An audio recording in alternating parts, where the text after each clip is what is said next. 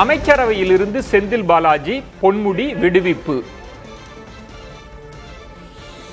அமைச்சரவையிலிருந்து செந்தில் பாலாஜி பொன்முடி விடுவிப்பு. இந்த அண்மை செய்தியைத்தான் நீங்கள் பார்த்துக் கொண்டிருக்கிறீர்கள்.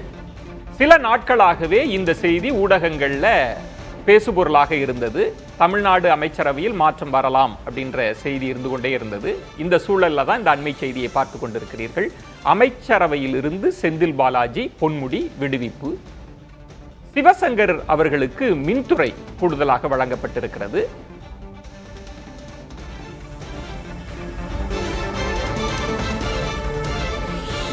சிவசங்கருக்கு மின்துறை கூடுதலாக வழங்கப்பட்டிருக்கிறது. திரு செந்தில் பாலாஜி அவர்கள் இதை கவனித்துக் கொண்டிருந்தார். அந்த இலாக்கா திரு சிவசங்கர் அவர்களுக்கு கூடுதலாக வழங்கப்பட்டிருக்கிறது.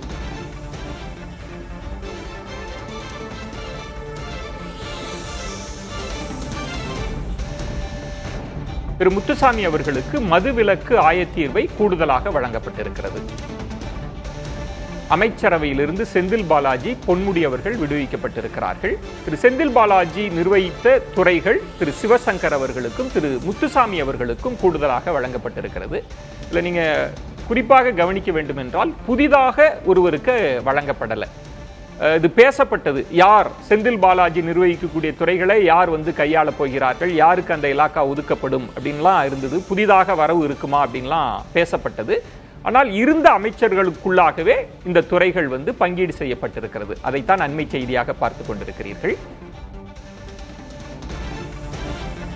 திரு செந்தில் பாலாஜி நிர்வகித்த துறைகளை திரு சிவசங்கர் அவர்களும் திரு முத்துசாமி அவர்களும் நிர்வகிப்பார்கள். அவர்களுக்கு அந்த பொறுப்பு வழங்கப்பட்டிருக்கிறது. மனோ தங்கராஜ் மீண்டும் அமைச்சராகிறார். அந்த செய்தியையும் நீங்கள் பார்க்கிறீர்கள். தமிழக அமைச்சரவையில் மாற்றம் செய்யப்பட்டிருக்கிறது.